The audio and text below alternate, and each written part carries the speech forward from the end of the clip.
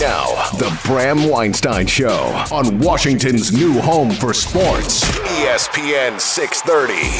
Hey, babies. Hey, babies. Hey, babies. Hey, babies. Hi, everyone. Hi, everyone. Did you miss me, everyone? I was gone for a while, everyone. Hi, everyone. He's Hi, back. everyone. Yeah, let's see. We didn't have a show July 4th because it happened on a Thursday. And then we had a show, but anyone who's paying attention knows I wasn't really there.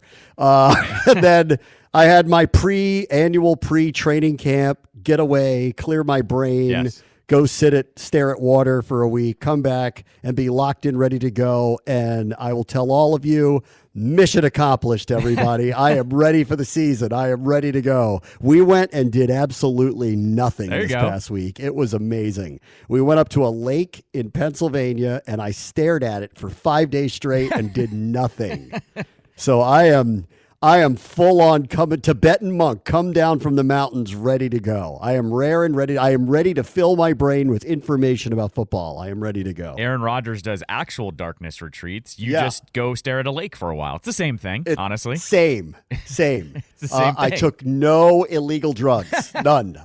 None of them. Okay. So it's a little different. I didn't do that. I didn't talk to Pat McAfee. Mm-hmm. I don't have any conspiracy theories that I know of going on. But outside of that, I'm like, I'm same. Yes, we are the same. I went into a bubble, so that was good. Very, very good. Nice. Congrats. All right. So let's see. What I miss? Seems like let's see. Day to day, it doesn't seem like a lot because it's that time of year. But on the aggregate, I started writing things down, and I'm like, oh yeah, they revealed the gold pants. So I was like, oh yeah, right. I missed some stuff this past week. I did. Yeah, you missed me having to stretch that for 20 minutes on my show. That was big, gold pants. big topic last Tuesday. Gold pants. It was gold pants. You missed gold pants. You missed Ayuk continuing to make noise. It's like 0 days since last accident. I know all this stuff is old to everybody, but I need to weigh in on that. Give me to 4 o'clock to do that one because that was the one thing when I saw it where I went, I might have to call in because like that one interrupted my darkness retreat to go, all right. Listen, buddy, you've got to stop doing this. Enough already. Yeah. As far as last week, though, no, it was fairly slow, though. There was not a ton. Yeah, you probably got a lot of stuff written down, but it wasn't a ridiculous amount. You got Summer League happening over in Vegas over the weekend, but other than that, I saw people went crazy over the point guard. I saw that. Yes. He's not Jimmy Davis. Not Jimmy Davis. Hashtag Bub season. Bub season is what I'm calling it. Yeah, let's go. All in with the whiz kids. 19-year-olds. Let's just roll with it. Yes, for sure. Everybody knows they might win 20 games next year, right? Next year's the year to suck, though. Next year's the year to suck, though. Because this guy from Duke that's juking NBA players out of their shoes, out of the Olympic camp. I'm like, all right,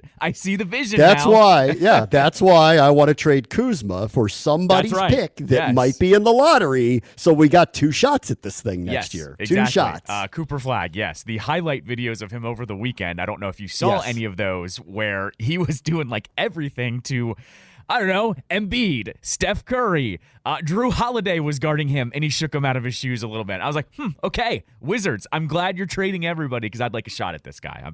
I want this guy. So anyway. Yeah, he's what, best white guy since who? Steve Nash? I was going to, Steve Nash probably. But different position, though. Larry Bird? He looks like he's more athletic than Larry Bird. I would agree with you. Luka's pretty darn good. Luka's pretty darn good. But this guy doesn't look like Luka, which we all know is kind of like a point of contention with Luka. That Luka looks kind of like a doughboy a little bit. So, yeah. Now I feel like I need to make a designation. Best American white guy since. Because we got Jokic and Luka, they're like MVPs. So Best American white guy is what? Probably JJ, right? You say JJ Redick's probably the last good white guy, right? Really good white guy? Yeah, American. Steve Nash is a Hall of Famer. Nash is Canadian. John Stockton. Nash is Canadian, though. Oh, that's right. He doesn't count. Yeah, John Stockton. Okay. Larry Bird. Who else? I don't know. We got to be missing somebody big. We got to be missing somebody Kirk big. Heinrich. No good. No, not good. No on that one. Okay. Not good. Corey Kispert. Yeah. Not good enough. Not good. Right, exactly. Anyway, all right. So I saw stuff about the Wizards in the summer league, and everybody going crazy about the point guard. And I even saw a couple tweets. I thought they were hilarious because I follow a few of the Wizards Twitter people, and somebody did like a clip of like somebody running as fast as they could to buy Wizards season tickets. And I'm like, off of like one summer league game.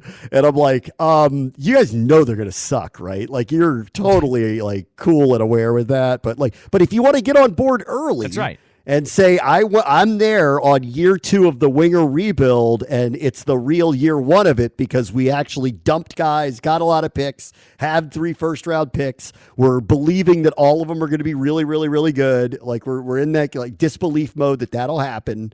All right, fine. I'm not here to kill your joy. Like, go ahead. Like, go right ahead. Go right ahead. Per usual, they're telling you what they're doing. I think that goes a long way, and clearly it is going a long way with some people. So yeah, we're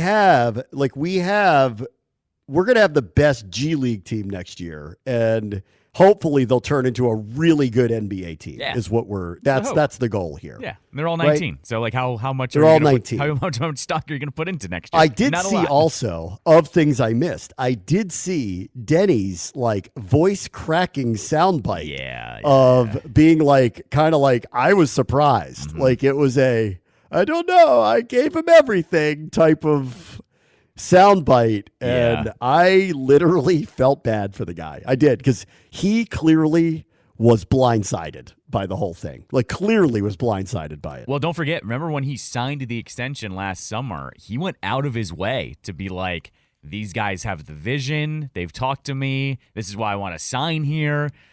Like, how quickly we forget, once he actually re-signed, he went out of his way to like put winger over, and that like the vision was there now all of a sudden. So yeah, he had a very, not only in the soundbite, but his actual goodbye was actually like quite long, quite detailed. Basically said he's gonna love DC forever, all that stuff. So yes, blindsided is the word. Yes. Yeah, blindsided. Like his voice was cracking. He like it was almost like he didn't expect the question somehow. Right. Like it was like anyway, and like obviously like this makes nobody's radar but ours. Yeah, like who cares? Nobody cares. Yeah, like even the people in Portland are like, you're sad about leaving Washington? Okay, you're the first. Right. Like all right, whatever. Sounds good. Sounds good to me. You like whatever. There's other one that I don't know if you even wrote it down on your radar, that the Caps front office got a little like shake up, people moving up. Did you read that one? Did you read that one at all? That Brian McClellan moved into the president role, and now Chris Patrick is now the GM. So they did actually make a shift there, and now more day-to-day stuff is going to go to Patrick. I'm just pointing this out. He's I want to say he is related to Dick Patrick. I'm pretty sure he is. So there's a little bit of that going on for the Caps. So you missed that as well. Not that was a huge. Oh, deal, right, but the Caps front office change. That's right. That was a big one. Yeah. So that happened as well. You know me, I'm kind of happy about this. Yeah, it's I gotta be honest with you. I mean, well, like I'm like not even. That's not a hidden secret. Like I've been kind of openly questioning what McClellan's been doing for a few years now. Sure. So right, yeah, you've not exactly aligned with what McClellan's doing. What I don't hate him, and I don't think he's Matt Millen. Like it's not that. It's like it's not that. It's I think some decisions were being made that were not good for the future of the team. I think the results actually speak to that, and I feel like I'm actually right. But I don't hate him, and I don't think he did really bad things. I just think he also was the GM when they won a cup. So, like he does get that forever, actually, because he put him over. I mean, I'll give him that. Okay, but then like at some point, though, you have to, move on. Let me say that. Okay, here's the difference. All right. The reason why the Patriots were so good for so long was partially Tom Brady, probably a big part of it, 60%. Yeah, right. 60% of it. Okay. But keep in mind, we have that. We had that, not anymore, but we did. We have our sports version of that, like the crazy player who's kind of unstoppable and will make us really good kind of no matter what. All right. All those years we have this person. But what the Patriots did through the years, and they got criticized for it, and Brady would get mad about it, was they did cold-hearted crap to move away from some people quickly before, so most of the time, not prematurely, like right on time. Yeah. And every once in a while, prematurely, they walked away from somebody who they probably shouldn't have. But like in most of the cases, when they walked away from Wes Welker or Logan Mankins or a couple of other, prime examples of it. Yeah, when they moved away from them, it actually was the right thing to do. Like Richard Seymour still had a really good career ahead of him. They screwed up with Chandler Jones. They shouldn't have let him go as early as they did. But like most of the cases that they did, they were right actually to do it, to get younger players. It looked controversial. And that's all I'm saying about what the Caps did really post the Cup, which was they kind of needed to start moving away from some of these other people, as hard as that is to do, and they didn't do it. And that's why I think they've been incapable of putting together a team that can compete on that level consistently since. So my complaint about him isn't necessarily that he's bad at his job or stuff like that, or like makes crazy decisions or nothing like that. It's more like strategically, I don't agree with some of the things that he's done, and I'm hoping for the best, but I think I know what's going to happen. They're going to be average at best. And that's what they've been. Like they're not bad. They're just average. Like he's not making abject bad trades or like drafting bad people or making really bad decisions, like really bad decisions. It's just the ones that need to be made when you're in that position that he wasn't making for a few years there that have put them in the position that they're in. So it's not a outright, I dislike the job he did. You know what I mean? It's more like, I just don't think he made some of the colder, harder decisions that needed to be made along the way, even if it was going to hurt some feelings in the locker room or whatever. He didn't do it. And therefore, I'm actually glad that we've made a change. And, in pure Ted form, it's a, promotion from within. Yeah. I don't take issue with that. Sure. I take no issue with that because largely I like the way the organization's been run. I like the success that they've had. I like the core that they have. They clearly have a lot of chemistry here. I'm a little concerned with the moves they made this year, what may happen to that. But let's see. We'll let it play out. So I'm all for all the things that's happened. So that's I don't go hard at McClellan, but I do think there are reasonable criticisms of the job that he's done or the decisions that have been made. And some of them, I got to be honest, feel straight from Ted. So that's what I was going to say. I'd have to know. I'd have to know the what percentage. Truth. Yeah, I was just going to say you don't know what percentage of when TJ Oshie is up, who actually wanted to keep TJ at that price for that many years, right? Yes, I think that screams Ted more than it does for him. Yes, so. And so that's the other thing. I'm not going to go knives out on him that often because I also know the owner and loyalty's a big part of it for him. He's you're dead to me when you're dead to me, but he wants to be loyal, and to his detriment at times. It's shown up in a bad way on the Wizards. And in the case of the Capitals, I just know, I know that there's a likelihood, that his input probably swayed some of these decisions that McClellan made over the years. And therefore, because I don't know fully who's in control and who's making the decisions, that's why I'm not going to try to shank the guy. But I do think that a change was necessary, and I was glad to see it, honestly. So I was. Yeah, the only thing that I'll say really about it, because I'm with you. I think you can question McClellan's decisions, but I can't really knock it. He's the one that put them over in 2018. He kept tooling around all of these contracts that they had. But the one thing I'll say is McClellan was running the show. He makes that trade for Pierre-Luc Dubois, and then he's like, all right, peace, guys. I'm taking this promotion on. He made a massive move to just go, all right, I'm gonna go worry about my stuff in this office over here. Not to say that he's not going to be in on these decisions, right? Because, he is. There's no way he's not going to, but if he's going a little more hands off, I was like, oh, you kind of hit the missile button and then walked away and just said, we'll see how this one turns out, because he very well could be, done with the organization by the time that contract is up. So that was my only thing where I was kind of like, that's interesting. You made a move of that massive caliber. Yeah. And you're kind of like, all right, cool, guys. See you on the other side there, on the other side of the building. That was my only kind of reaction to it last week. Yes. And then this year, listen, like I went after McClellan when he signed Kemper. I thought it was an overpay. Sure. Right. And that turned out to be true. I didn't think it would go like this, but like it turned out to be true. Like I didn't love the extension length and money that Kuzi got. You know, like years ago I called that out. I'm like, I don't know, guys. He's not a reliable player to give that kind of term to, but I guess if you want to keep him, that's the going rate for someone of his talent level. All right. Okay. Right. Like I'm with you on the Oshie thing. Like you kind of had to make a decision to, as hard as it would be to do it, to move on from him sooner than later, but they didn't, and now they have a guy who's available as much as he's available. The Backstrom one seems like they got really unlucky. That feels a little unlucky's the word. Strasburg, a little bit. I will say this though, like they did let Holtby go, right? I mean, they did. They did do that. That was a tough decision. That was during the pandemic too. Like you didn't even really get a proper. They also have not replaced him since. Correct. Yeah, exactly. They have not found an adequate replacement for him since. Sure. For a lot of different reasons, but they haven't. Samsonov turned out to be.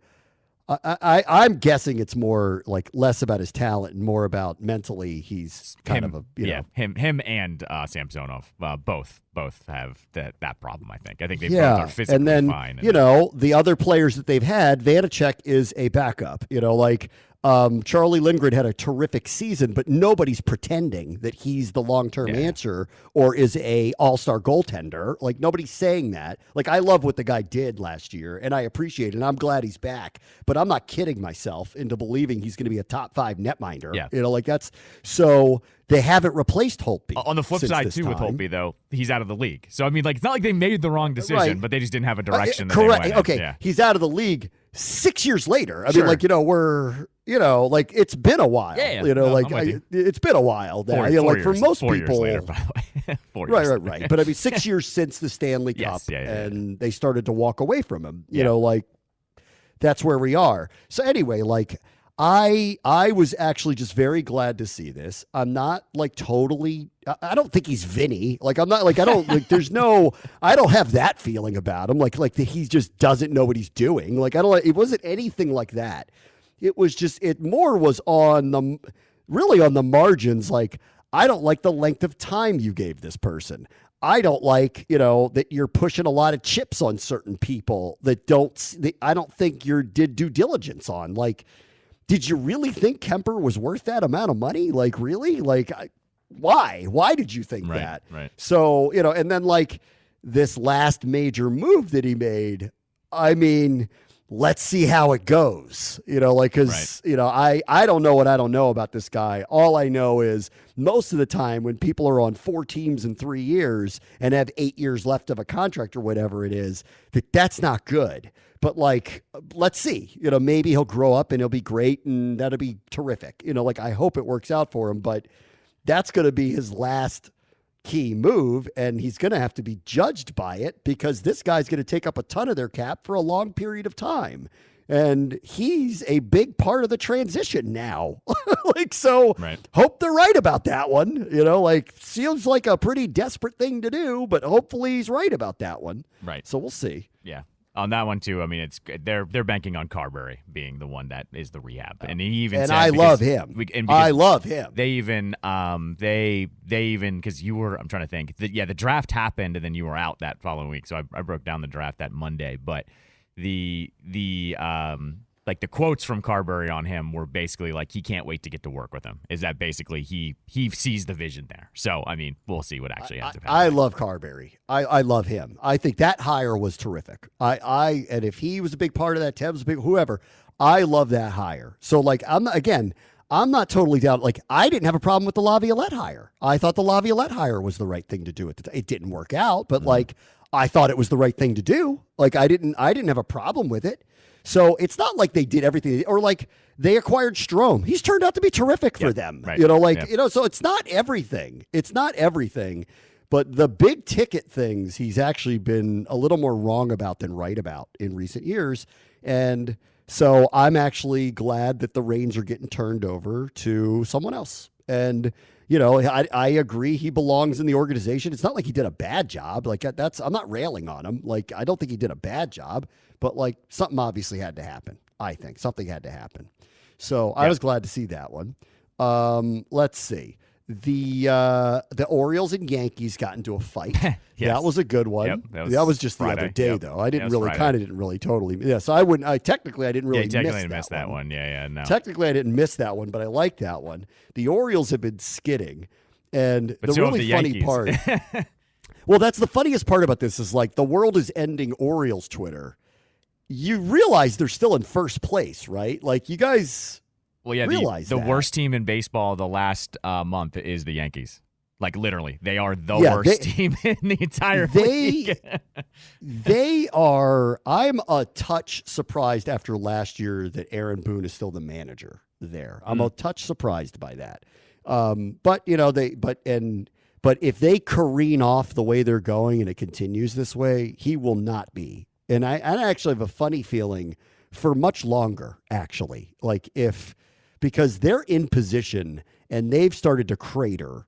And I don't think that's going to fly. Mm-hmm. And I think Cashman's under a lot of heat. And so I got a funny feeling if they don't turn it around after the All-Star break relatively quickly, I think they may take a shot and bring someone else in for the rest of the season. That's just my hot take gut about something that might happen. With the Orioles, they haven't been particularly good in the last, couple of weeks. Week and a half, 2 weeks. I mean, I would say, yeah, they've skidded a little bit. Like, they got swept by the Cubs, which now the joke is they lose to every team in that division. That was the worst of it, but that was the first sweep at Camden Yards in 2 years. I remember I kind of broke this down, though. When we looked at their schedule heading into the All-Star break, they were playing against really good teams for a month and a half straight, and they had to go to the West Coast and pop back here. And I think what happened over the last week and a half is that all finally caught up to them. They just didn't look right. Even though they were back at home, you could tell they were kind of reeling a little bit. They got a win last night or yesterday. It was that 11:30 game. So they got a win yesterday midday. Yeah. The fact that they got a win going into the All-Star break and they're still in first place, I'm not worried about them. I just think it caught up to them. And I think this happens every baseball season with every baseball team. They skid a little bit because the schedule starts to catch up to them just a little bit. I mean, I just for all the I saw some of the the reaction from the Orioles Twitter people, and they were going crazy on Elias. You need to do this, you need to do that. You've got to do it. Yeah. And I'm like, get a grip. They're 58-38. Slow down for a second here. Get a grip. They're not going to win 130 games. Chill out. Every team loses some games at some point in time. All the people that are screaming about, this, they're pitching and all this stuff, only the Yankees have given up less runs than them in their division. And they're in the top 4 or 5 in the AL of that. So chill out for a minute. It's not like it's terrible, but I get this is now, year 2 of they're right there. And I get the pressure of you kind of got to do something. I've already seen this new owner seems like he's weighed in a little bit already. He's gone a little Steve Cohen here a little bit where he's I want to see you guys get something done. So let's see what happens. As for that fight the other day, if that was true that the Yankees were kind of laughing that Kershaw got hit in the head, thought that was funny in any way. I don't know how the sport didn't come down and do something about that. That's too much. Listen, I know guys get hit all the time. And I know this year that the Orioles and Yankees have had a few moments already with people getting hit. And that felt extremely retaliatory. But then when you see these clips and you hear the manager basically say, the reason why I got so upset was these guys are standing over there laughing about it. He's right. That is barbaric. Yeah, you don't know if they I will say this. Not that I want to defend the Yankees. You don't know what they were laughing about in the dugout. I don't know what they were laughing baseball. Half the time people aren't even paying attention to what's going on. I think but this goes down to it. I'm not going to talk about Trump a lot today. I have to mention it because it's the world is happening. And it's too big of a deal not to mention it. And I will. Probably in the next segment or something. But my point will be really that where I was when I found out, and I saw it on TV. I was one of the people we were waiting for a table at dinner, and I saw it. The reaction on Fox News was on and I saw it. So we saw it in real time. The fact that the world kind of didn't stop at that moment was the most disturbing part of the whole thing to me. And that's where I'm on with this thing with the Yankees and the Orioles. If Brandon Hyde, I'm with you. We don't know what they were laughing at, right? But if Brandon Hyde was right, that those guys were just kind of sitting there laughing at a player who just got plunked in the head with a 90+ mile an hour pitch, what is wrong with everybody? There's nothing funny about that. Nothing. Zero anything funny about that. You don't know if he's seriously injured. It is the scariest thing that could happen in that sport. And I don't so I'm with Brandon Hyde and why he went berserk over something like that. I get it. We have a rivalry. I get it. We don't like each other. I get it. We've been going at each other. I get it. This is going to be going on probably through the rest of this year. However, there's a line that feels like got crossed the other day. And at that point in the game, to get hit in the head and then to the other team to kind of laugh it off whoops, oh, sorry. Guys, when are we going to be humans with one another again? That is outrageous. And if that's true and they can't prove it, that's why I'm I want the sport to say something, do something about that. That's not funny. In any way, shape, or form, is that funny? And I was actually glad that Brandon Hyde did what he did. It was more. I don't think. I know he said it was laughing. What I read too is that I guess there was a hit earlier this year that a Yankees player got hit, and now it's been you can't quote me on the number here, but it's been something crazy. 8 or 9 Orioles now have gotten plunked since that one hit happened, and so I think that's really what it was. Like I said, I think it's two separate things. I don't think you can guarantee they were laughing at him because I don't think they actually were. I don't think players do that. Of course. But I think what it is Hyde finally got fed up of hey, that hit happened 3 months ago. We're over it at this point. Why are you still why are you still hitting my guys? And the one thing I do always point out though in this situation was the score wasn't out of hand.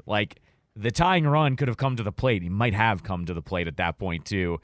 I don't know. It could have been a little bit of everything, but I just think tension's flare, and that's what happens when you're playing against your division rival. That's really what I chalked it up to. I didn't think it was. And I'm not accusing him of anything. I'm not accusing him of it. But if they were, guys, what's wrong with you? Yep. That guy got hit in the head. You're not sure he's okay. That's not funny. I don't care what your rivalry is. That's ridiculous, and so I'm glad that the manager did what he did. All right, let me take a quick break. Bram Buster Show, ESPN 630, Sports Capital. All right, welcome back. I am actually at Robert Trent Jones Golf Course today. I want to thank the folks who are coordinating the Solheim Cup, which is the women's version of the Ryder Cup, which is going to be taking place here in September, for having me out for Media Day. I got to go golf a little bit. Got about 7 holes in. It was very nice before I had to run back here and join you guys today. You're going to hear from Lexi Thomson, one of the best players in the world, and Stacy Lewis, who is the captain of the American team. This event occurred last year in Spain. And get this, they tied. The Americans and the Europeans tied 14-14. And because the Europeans had won the previous event, that means they get to continue to call themselves the champions. Which I asked, you'll hear this in the interview, I asked them, why can't your sport figure out how to break a tie in an international event? Yeah. The World Cup doesn't end tied. It's not what we do. Right. There's no tie for a championship, but that's what happened last year. So let's see if they can figure it out this year. Right. Yeah, exactly. Yeah, you gotta figure that out. Don't do the ties. By the way, RTJ is an incredible venue. So thank you to the folks here who had us out today and got to go out on the course a little bit. And it's going to be, they've had the President's Cup here in the past.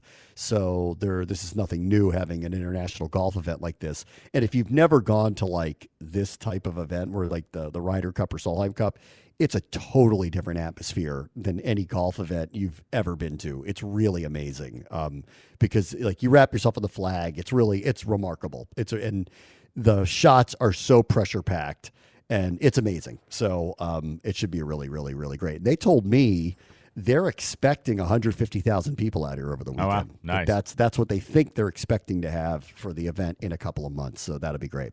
Let me see. Other things I missed. Jalen Brunson decides to sign a contract where he forgoes upwards of $37 million. And then people start explaining to me that while he's doing an incredible thing in the short term for the Knicks, that it sets him up in 3 years to get a contract that's worth $450 million. And so the make good will be there. Yes. That's what I'm told is the case. He's pushing the Supermax away for 3 years, essentially. Like he's pushing the Supermax away. Like Brad, that benefits the team now. Yes, correct.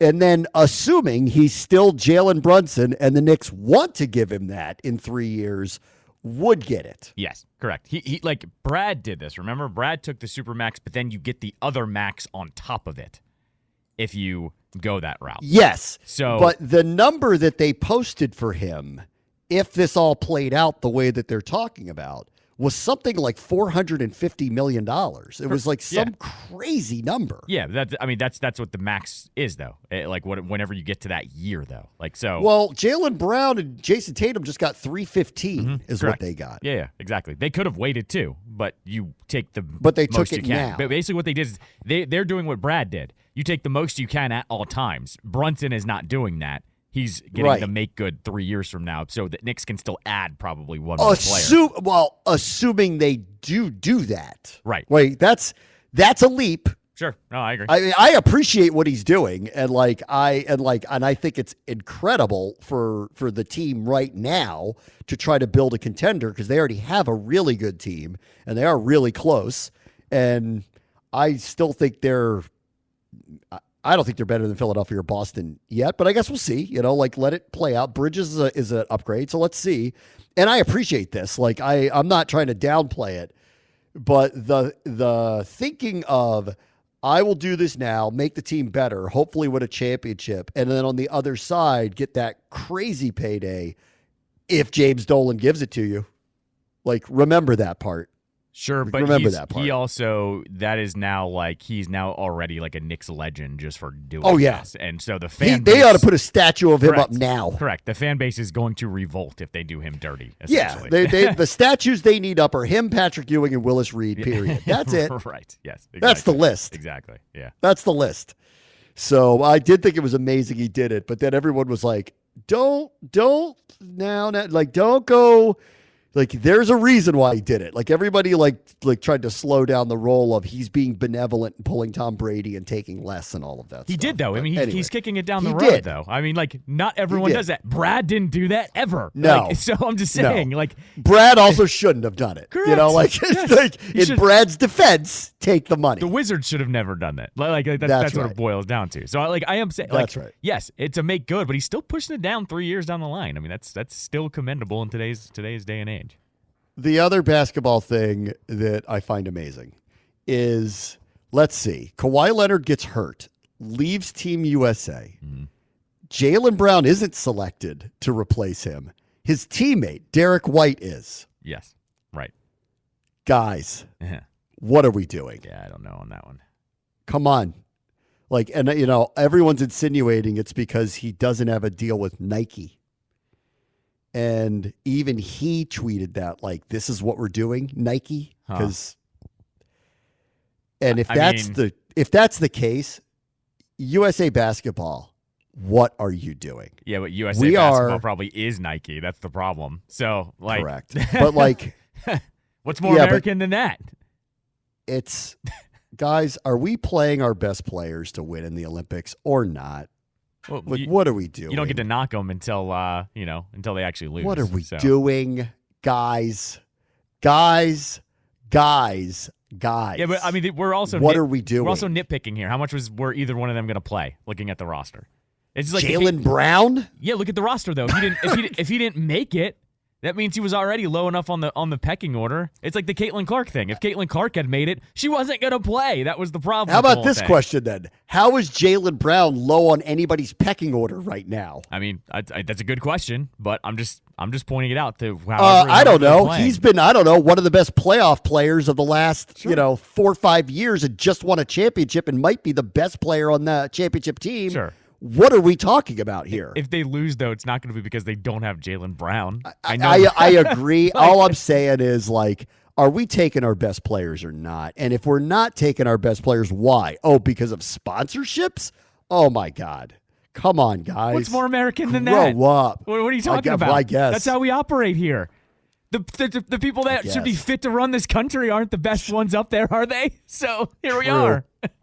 Here we go, Jim. What's more American than this? Yeah, capitalism, we go, Jim. baby. Cash in. Oh, man. So they're punishing Jalen Brown for not taking the Nike money. They're not going to let him on the Olympics team, even though he is inarguably one of the 5 best players in the league right now. I mean, it's so crazy.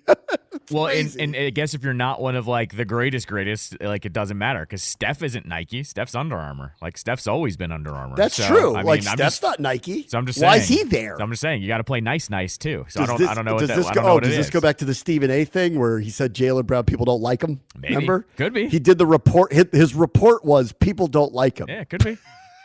What kind of report is that? Maybe people don't like him. Maybe he's a douchebag teammate. Maybe they're like, yeah, we don't need him. Maybe if we lose without him, then fine, knock us. But I bet you they're all going. If that's the case, they're going. Nah, we don't need him. We don't need him here. So maybe. All right. Last thing, I also missed Jerry Rice going unhinged on people who tried to approach him and ask him what sounds like snarky questions about the Chiefs winning the Super Bowl with bad receiving cores. Yep. Right. Have you seen this? I think I read a little bit about this a couple of days ago, but I didn't really put too much stock into it. So I guess a couple of guys, he was at, I think it was whatever that event was where all the athletes were playing golf. Yeah, it's Lake Tahoe. And a couple of guys approached him and kind of in a snarky way were like, do you think the Chiefs are going to win the Super Bowl with crappy receivers again? To him. And he went off on them, cursed them out. Was, I guess, because they beat the Niners? I don't know, but it's unhinged, completely, literally unhinged. Yeah, I mean, which makes me worry about Jerry Rice. Yeah, I mean, and at this point, do I really want to be worried about Jerry Rice? I got so many other things on my plate right now. Yeah, but you don't know what these reporters were saying or if they were actually trying to troll him either. I think I'd be worried. I think that was what he was trying to say. Yeah. They were trying to troll me. Yeah. And I'm not going to let them, so I'm just going to curse them out to their face. He's Jerry Rice. He can do what he wants. He's the greatest wide receiver of all time. He can do whatever he wants. He's the greatest wide receiver of all time. He can do whatever he wants. All right, let me take a quick break. You'll hear from Lexi Thomson and Stacy Lewis next as we get set for the Solheim Cup out here at Robert Trent Jones. Bram watch the show, ESPN 630 Sports Capital. All right, I'm here with Stacy Lewis and Lexi Thomson at RTJ as we're getting set for the Solheim Cup in a couple of months. Today is Media Day. Lexi, of course, plays on the tour and hopefully will be playing again. You've been a veteran of this event for a very long time. So what do you make of RTJ? You told me this is the first time you've played this course. It's had a lot of international events here through the years. What did you make of it? Yeah, I got to play it for the first time yesterday, and it's a great layout. It plays on a bit of the longer side, but I would say it's definitely a second shot-oriented golf course. The greens are somewhat on the bigger side, but definitely different sections on each and every green, so depending on how firm or soft the greens can play, you can fire at some pins, but definitely play smart into some, but you can definitely make some birdies out there. Stacy, were you familiar with RTJ? And if not, what have you learned about the course and the venue?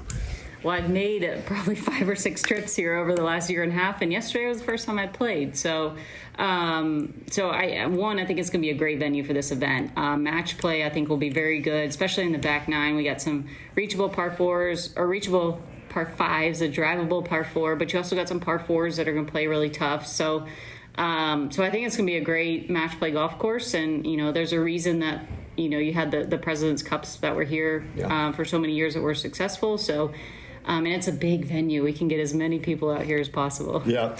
What do the crowds do for you when you play in this type of event, Lexi?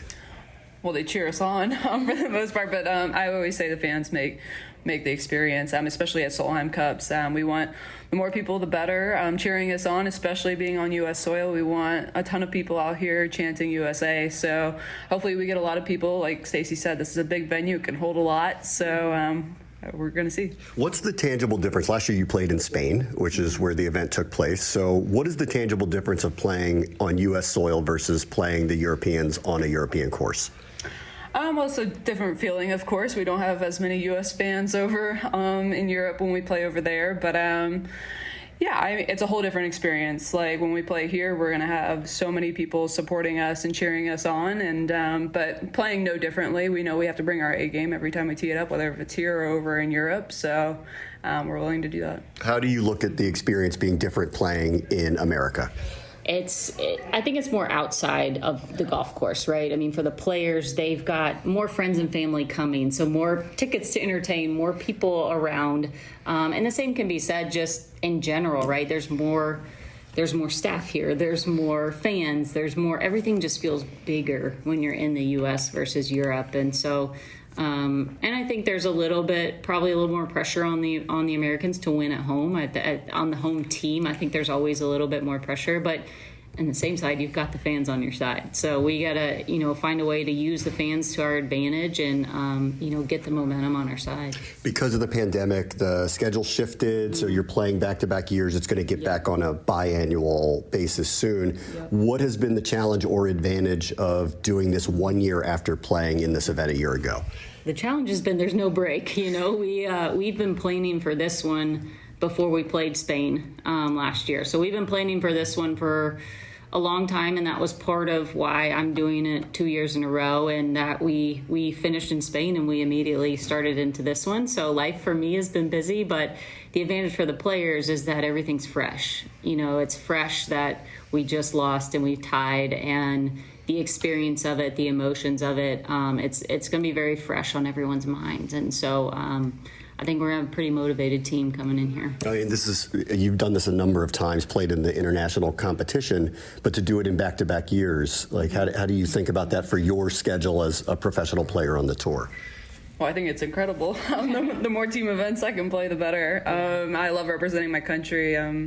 I always say that's my number one goal, is to be able to be on that team representing. So to have it on back-to-back years, I knew coming into the year that I wanted to be on this one. So we'll see, but there's nothing like representing your country, and I feel like all the players feel that way. Yeah, I don't want to make anything awkward, but you have choices to make. Yeah. How do you think about the choices? Yeah. How do you think about making those choices when you're going to put a team out there? Yeah, I mean, we've talked enough. We've had this conversation, and I'm looking at who's trending in the right direction.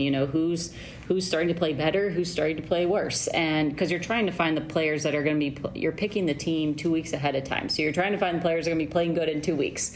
So we're looking for trends. We're looking for golf course fit, how certain players will play here versus others, how they team up with people, personalities. I mean, there's really a lot that goes into it. But I'll tell you that Lexi's in a good spot. Yeah. She's her experience in this event is so valuable, and I know what kind of Lexi I'm going to get on that first tee on Friday too. So she has a few more cards than everybody else. Let me ask you about last year. You referenced it, that it was a tie, but because Europe won the previous event, they get to keep that. Mm-hmm. How do you square that? We tied, but we didn't win. It doesn't feel like there's any finality to it. Yeah, it's kind of tough to swallow, I guess, with it all going on. I know I was the last match, so I put it out and they were cheering, but then I was like, wait, we tied. And then it's all very just confusing, especially in the moment. There's so much going on. But like Stacy said earlier, we're definitely motivated more than ever right now to get that Solheim Cup back. Can't they change this? Shouldn't there be no ties? There's been so much talk of it. There's no ties in golf. I know. And the hard part now is the Ryder Cup's had some history where they've tied. Now we've had history where we've tied. So I do feel like if we're going to do this, the Ryder Cup and Solheim Cup need to get on board and do it together. Yes. And figure out what format that is. I mean, I would say more of a team format if you're going to do a playoff, some sort of partnership versus, one person. But at the same time, we knew last year, I had in my head 14.5. We need to get 14.5 points. We somehow needed, and we didn't. We got 14. So we lost.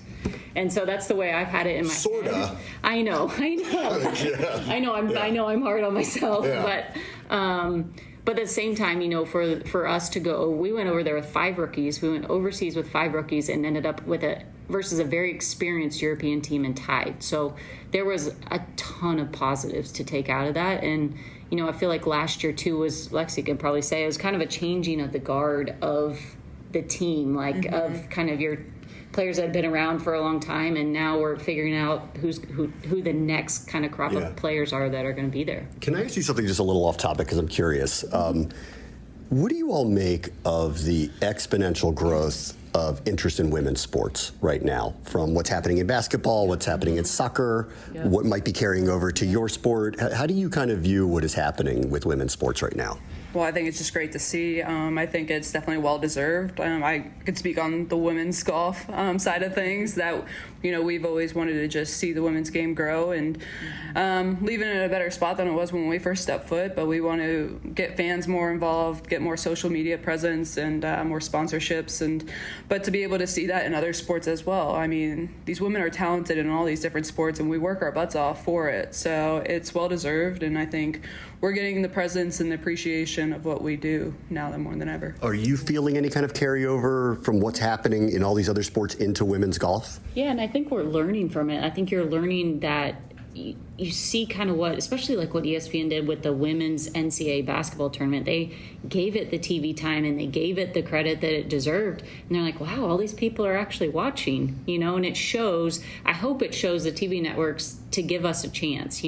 Yes, you might lose money for a year or two, but eventually you're going to get more people to watch you, and you're going to get more people paying attention, and you'll make a profit off of it eventually. But it's just the power of making the sports accessible for these little girls growing up to be able to watch. I mean, that was my thing growing up. Like, there's never women's sports on TV to watch. And I have a 5-year-old that is so fired up to watch the Olympics, to watch the gymnastics and the swimming, just because they've had the trials on TV and we've been watching it. Like, she's so fired up and she wants to watch the girls more than the guys, you know?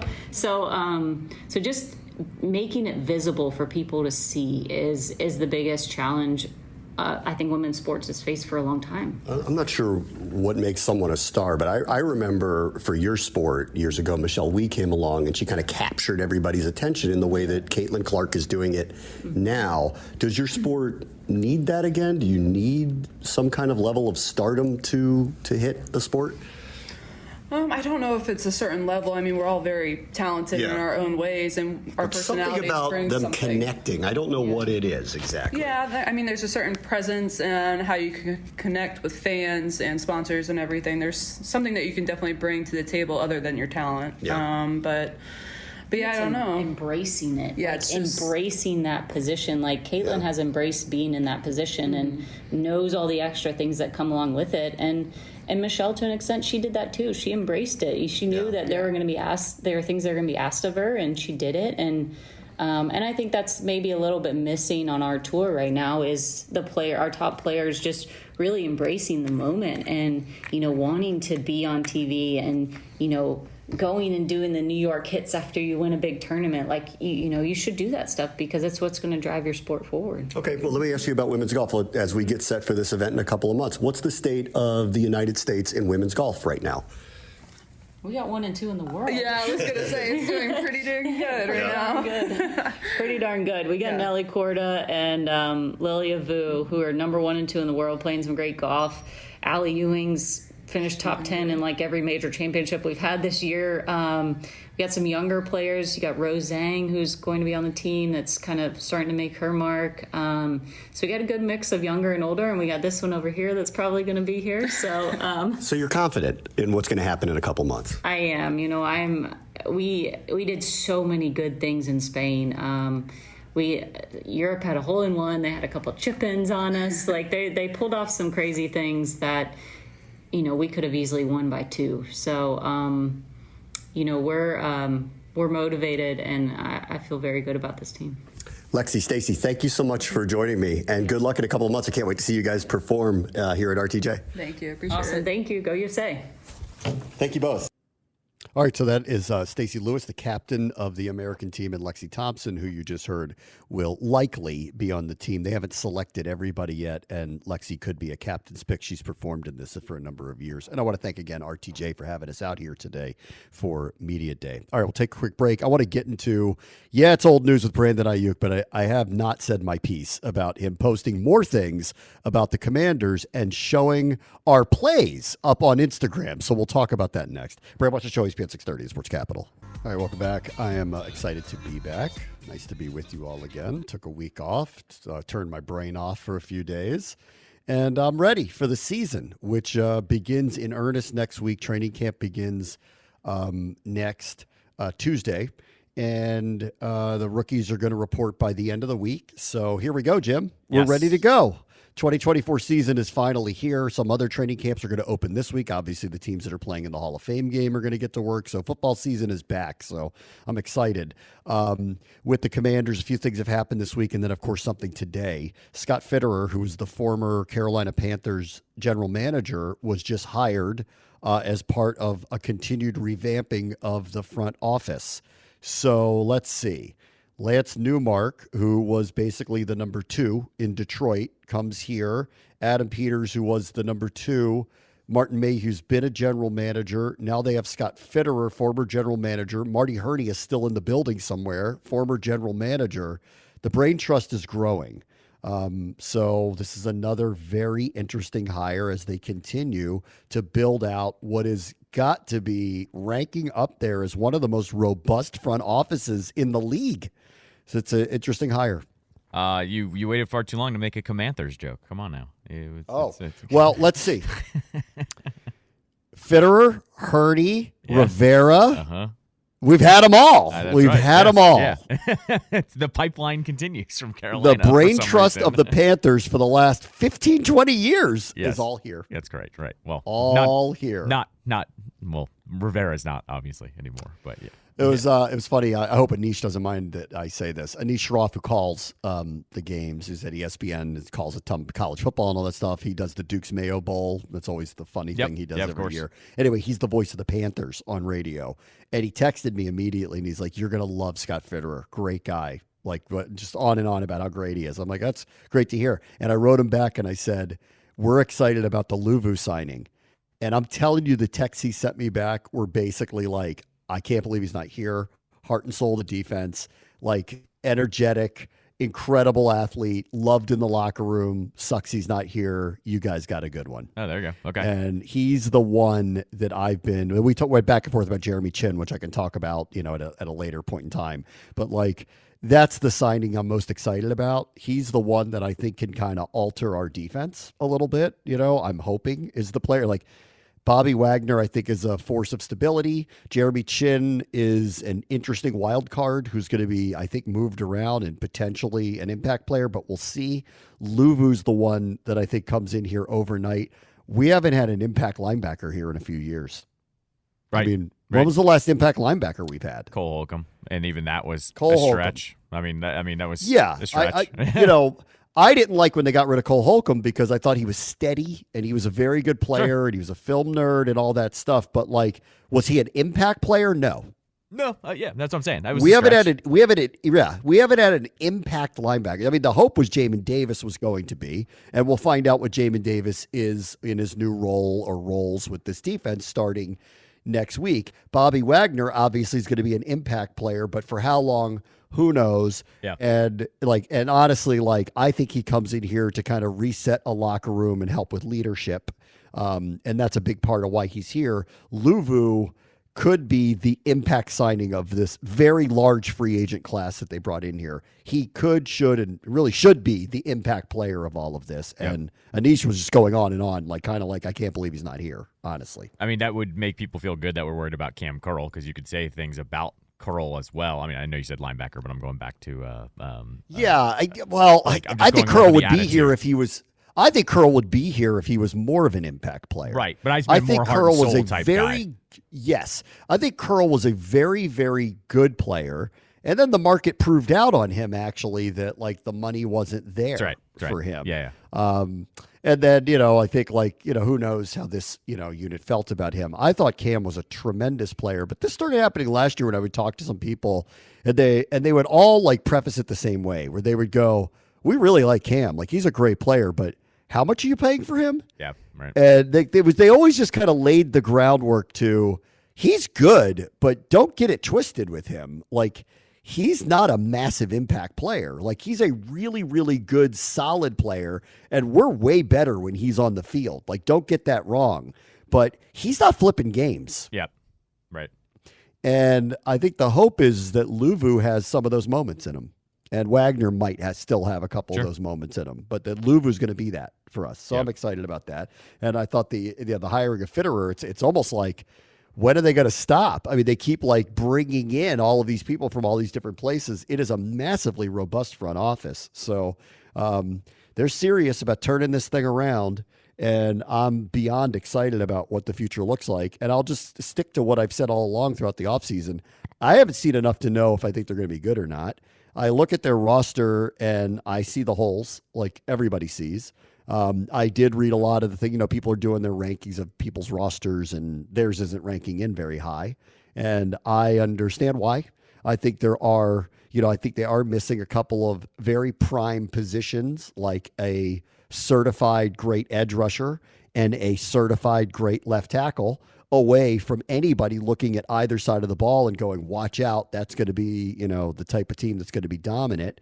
That said, maybe I'm just an optimist. I think they're being undersold a little bit because I think across the board they're better at almost every position.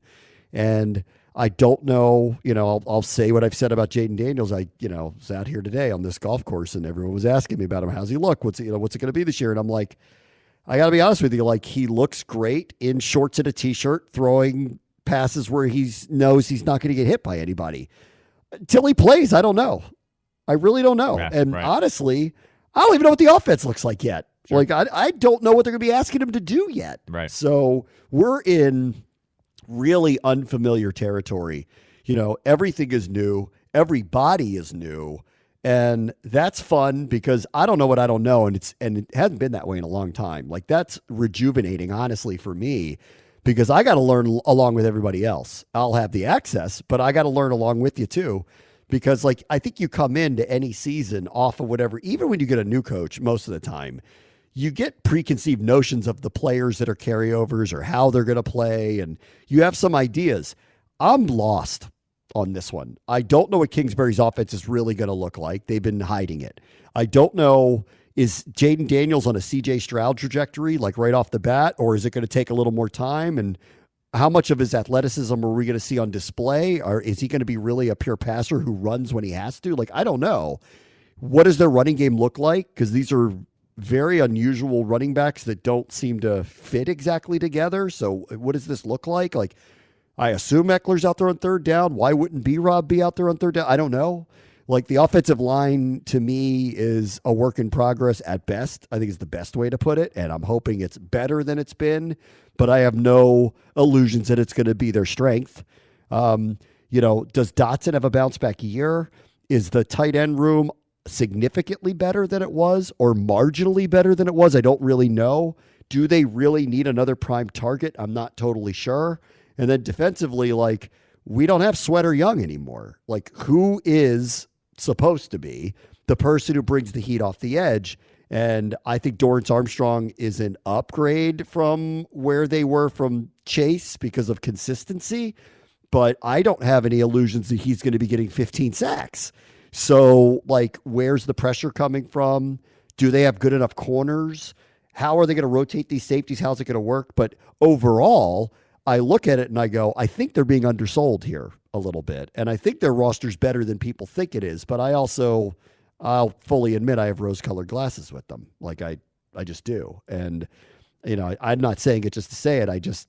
I honestly feel like they're a little bit better than people are giving them credit for. But I'm also not sitting here going, see you in New Orleans for the Super Bowl either. Right. I don't think we're there. No, I think the concerns are genuine, though. Their number one draft pick is the most important position in football. We don't know how fast Jaden Daniels is going to pick things up, and everyone's got to show some patience. And then you look at, I don't disagree with you that they're better in a lot of positions, but I also think the positions that are most important outside of quarterback are places where they are lacking playmakers, like you mentioned, Armstrong and a pass rusher. Like, they don't have a real pass rusher. We don't know what left tackle. Their best is going offensive to look like. lineman might be offensive lineman might be their right guard. Correct, exactly. Well, if I told you their best offensive linemen are their tackles and the guard is a question mark, you'd feel less worried about it. Right. Yeah, and then right. I go look at corner, and corner's probably about a hodgepodge as they've got at the position in terms of guys that are there. Same thing. There's not like an impact guy there. So I think, yes, you're not wrong in that they're better across the board most likely, but it's still the most important positions there's such big question marks that like you can't duct tape those together is what I'm getting at. You can kind of duct tape a couple linebackers together with some free agent signings and be fine. Those positions you can't, though, and I think that's where everyone's concern is. Correct. Lying But there are a few things, and these are the ifs, but everybody's got these ifs. If Jeremy Chin fits into this defense the way he fit in as a rookie in Carolina, they have a massive impact player overnight. If people forget how good Allen and Payne were 2 years ago, if those guys bounce back and fit in this defense and play to the abilities that they have, their defensive front's going to be good again. Great, I don't know, but because I don't know where the edge rush is. But good, yeah, definitively. They haven't had what I would consider a really viable linebacking core in 5 years. And they do now. So there are a lot of things where I look at it and I go, maybe I'm being too optimistic, but I think not everybody's taking into the whole picture into account. But I agree, there are premium holes. And I think they know this. I mean, they're never going to say it, but I think they know this. And that's why this year is going to be interesting. Do they have the corners they need on this team?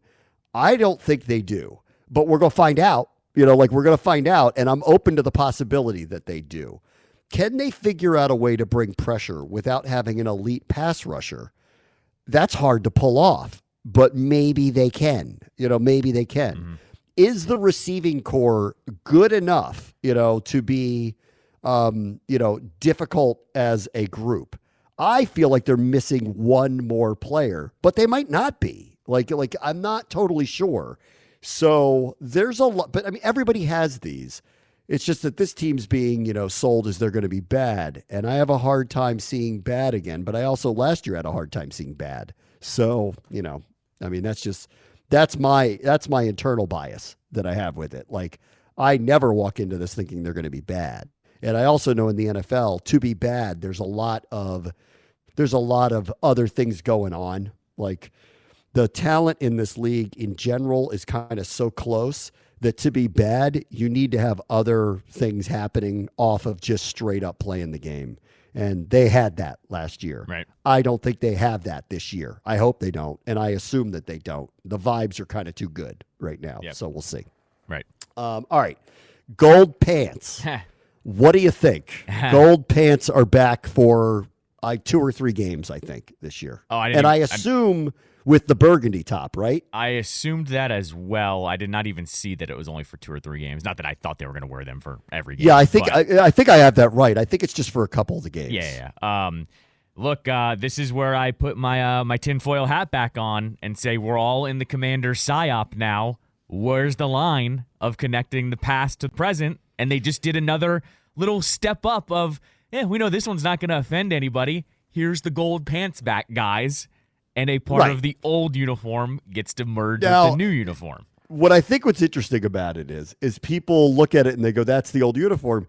It kind of isn't. They actually didn't wear that much, but it is a nod to the past, I think is what it is. Yeah, I think it was. It's a nod. I think because in the glory era of the 80s and 90s, they didn't wear gold pants. Yes, correct. That didn't happen. Right. So, but I agree. This is a nod back to wink, wink. Remember those days? Mm-hmm. Those were fun, weren't they? Yeah, I think it was Rick Snyder that pointed out the connection to them is weird because they didn't wear them in any of the Super Bowls and weren't wearing them in the Gibbs era. But, I push back to Rick and go, it looks good, though. Who cares what the record was? It looks like them again. Yes, correct. Is what it is. And what I always like to say is when something looks good, it doesn't go away. Winning sometimes fixes another look. I always point to the Nationals, right? Remember the Nationals were wearing those Navy uniforms for the World Series run? Those were right. nothing special to me. Like, they weren't at all. Then they won a World Series in them, then and they won. Now they're really special. Right. It's the opposite with this. They didn't win in the gold pants, but they look really sharp in them. And I think it was the first year they wore them when Bruce Allen was back. I want to say was 2011, the year before RG3. And I remember even going, oh, that's a good look for them. Like, that was the biggest tweak they had in a long, long time with the uniforms. And so, to me, though, what lacked in the Commanders rebrand and the rebrand that made them the Commanders was those uniforms had like zero having to do with the past besides the colors. The numbers aren't the same. You will like to argue that the burgundy's different. I think it's the same. Just the yellow numbers make it look different. There's no connection there. I don't know what it's like. It's like an optical illusion or something. They keep telling me it's the same color, and every time I look at those jerseys, it doesn't look like it's the same color to me. It's the yellow. It's the yellow numbers that are throwing you off instead of white numbers. That's what's throwing you off.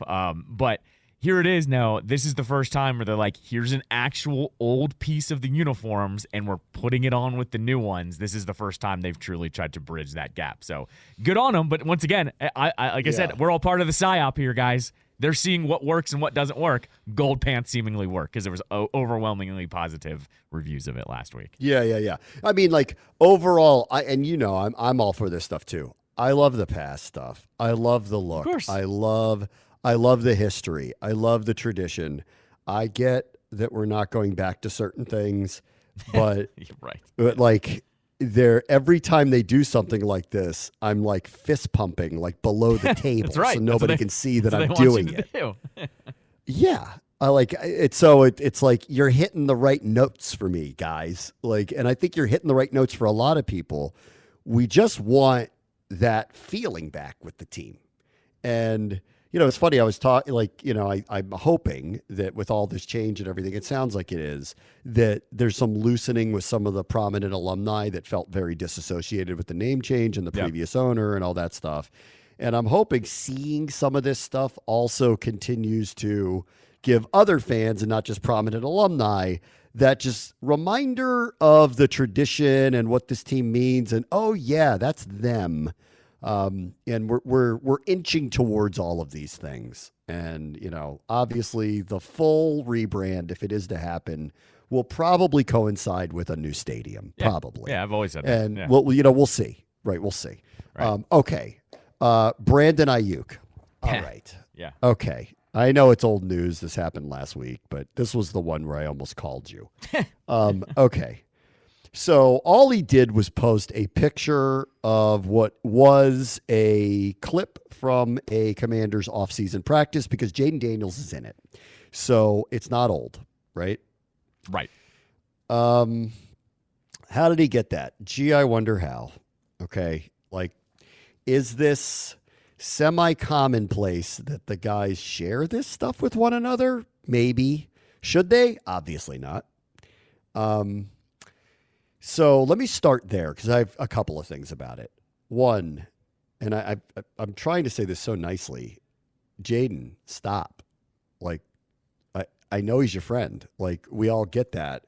Like, please. Like, he has this because you gave it to him. Like, please. Like, it's not that I don't trust him or he's running to Shanahan with our practice footage. Like, I don't think that, like, and I don't think anything like terribly bad about it, but it's not good. It's not a good look. Like, that's number one. So I don't know if you agree with me on that. I'm just like, I don't think anything nefarious is going on, or I'm not overly concerned about it. Yep. But I don't think it's a good look when another team's player is posting your practice video, even if it's just an image of it up on the screen.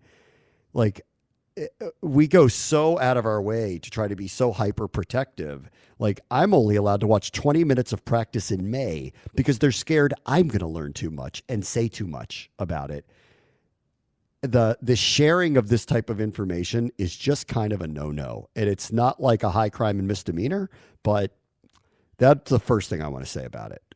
That's got to stop. Like, I want you guys to be best friends. I don't care that you're best friends, but can you please stop giving him our practice video? Like, just please stop doing that. So, this is where I kind of landed on all of it was you've got to start. Clearly, Jaden Daniels likes to do a lot of work off the field, right? Yes, he does. And so And that's the other thing. Like, this isn't like a video that Keim took, and it's just a clip of it. It's an all 22 film shot. Correct. That's why I'm bothered by it, because it'd be one thing if he showed a clip that Keim put up on Twitter and said, "Wish I was part of that," which is what this is, but that's not what it is. That's an all 22 clip. There's only one place that has that. It's the team. Yeah, and that's why I'm bothered by it. Right, and that's what I'm getting at here is, Jaden, you need to stop working while your friends are around, because I actually don't blame him. And I think it's probably something I connect with you, or I connect with a little bit more than you, because I've grown up in the social media age and where everyone has a camera. And what you actually learn, and I learned this, I'd say I learned this in college more, because that's when smartphones really, really took off, was you would just know if you had people around that you needed to keep your business to yourself, and whatever it might be, whether it was school, whether it was work, whatever, you're on, you're a little bit more vigilant. And so on this, I think Jaden just kind of trusted, Ayuk's not going to post me working, looking at practice film, right? And he did, right? So I think this is just one of those things where I'm sure he even hashed it out with him of hey, man, you can do what you want to try to get off your team, but stop using me for leverage. I think that's probably what the conversation turned to. And if it wasn't Jaden, I'm sure it was the organization that kind of had to call the Niners or whoever, because you can't talk to Ayuk because that's tampering. So I'm sure they probably called them and were like, dude, go get your boy. Tell him he can't do that, because now you're starting to put us in danger if he has access to this or is starting to snoop around with Jaden a little bit. That's where I ended up landing was, how about stop being a bad friend? Because this is doing no one favors on this. If you're going this route with posting this practice film, I'm all about, you can hold out however any way you want to get your money. I don't care, but stop dragging the number 2 overall pick and another franchise into it, when I'm sure they probably made a phone call and didn't work on a deal, because whatever the reasoning is or the price is, it's just not working out right now. And that's where I'm kind of okay, this is getting a little ridiculous. They want you around there, at least for this year. Stop trying to push the button using our player in our franchise. That's right. That's where I've landed on all of it. Yes. All right. On the other side of it, with Ayuk, apparently the Commanders are a thirst trap. I don't understand. The side chick, yes. I just, it's too much. We all get it. You want to come here and play with your friend. I am flattered by that. I want good players to want to come here, but the way you're going about it and how thirsty you are to do it doesn't make me want to acquire you more, honestly. Yep. I think the reality is your contract is going to expire after this season. You don't have to sign anything they put in front of you. You don't. You have that power in front of you. You can then, force them to either franchise you, which I think they probably will, but you could still get a trade out of the franchise tag if you just don't want to be there. Please, for the love of God, just wait. Because they're not trading you now. You're getting your friend in trouble. Your desire to come here is getting a little desperate, to be honest. It's a little much. And I think you're a really good player. We all think you're a really good player. I'm sure Jaden would advocate to bring you in here. It sounds like Adam Peters looked into a deal before the draft with John Lynch to get him here. He was part of the group that drafted him in the first place. So it's not I don't think he wouldn't want him, but you got to show some patience. And he's not exhibiting that. And then all of it, posting our practice footage on. So what made you think that was a good idea? Right. Exactly. Right. How did you think that would make you look better in our eyes? Right. So I just wish these two would just stop. No more FaceTime calls. You can have them. Stop posting them. Yeah. No more showing our practice footage on Instagram. Just stop doing that. And enough already. But I will say, over the last week, we've had Alex Sarr literally say he wants to come to Washington, not Atlanta. Mm-hmm. And Brandon Ayuk, who's desperate to come to Washington and leave a team that's been in the Super Bowl multiple times over the last couple of years. For sure. It's always nice to be wanted, at the end of the day. Yes. What I actually really, I think with the whole Ayuk situation, though, that I think irks me more is why are you in such a rush to get out of there this year when you know you're fine on the other side? Like the Niners they haven't said it out loud, but the reporters have all said, hey, if he continues to play really well next year, they're going to sign him and trade Debo, or he'll get traded to another team and get his contract that way. Like, it's not like they're holding him hostage here. It's not like they franchise tagged him. It's the fifth-year option. Like, you and I both know how that works, where you don't really have much of an option there. The contract can toll. So that's where I'm actually kind of frustrated with Ayuk and his people. Like, maybe Ayuk is acting on his own. It sure as hell seems like it. But my thing is like, dude, you're fine on the other side. If you just do what you've been doing, somebody's paying you, whether it's the Niners or somewhere else. And last time I checked, being on the Niners ain't that bad. You're perennially a Super Bowl contender. So that's what I think is the frustrating part about this is why are you going full TO when you have the best of both worlds? I don't get it either. Like, you have the best of both worlds sitting in front of you. You have a great franchise that you're playing for, and you're going to get paid on the other side no matter what happens. I don't really whether it's them or somewhere else. I don't get it. Yeah. And so like I'm this is where I am. I'm just kind of done with it. Yes. And like I was kind of done with it when he posted the FaceTime call. I was like, enough already. Like enough. Like, we get it. You want to come here. Can you hide you just keep it to yourself a little bit? Like, it's too much. And then if you're going to post a clip from or a picture of our practice, listen, our coaching staff does not appreciate that. Yeah, of course. Ever. Right. Ever. They're never going to find that funny. No coaching staff's going to find that funny. No coaching staff's going to find that attractive. No one's going to be like, oh, I wish. They're going to think you're a loose cannon, dude. Right. Like, what else are you going to post? Or what happens when you get mad at us? Yeah, exactly. So, I wish he would stand down a little bit with it. Yeah, like, exactly. I think he's a good player. If he ends up coming here at a later date, I'm welcome to it. I think he's a very good player. I personally wouldn't meet his contractual demands, but that's just me, if you're asking me. But, like, I think he's a really, really good player. I think he'd be an upgrade to our receiving car for sure. Yep. But, like, and I appreciate the relationship he has with our quarterback, and therefore why I'm really open to this happening. But this other stuff that he's doing is in the minus column of the plus minuses of acquiring him. Yeah, absolutely. And they're starting to add up. Like, please stop doing that, sir. Right. Like, just cut it out. Exactly.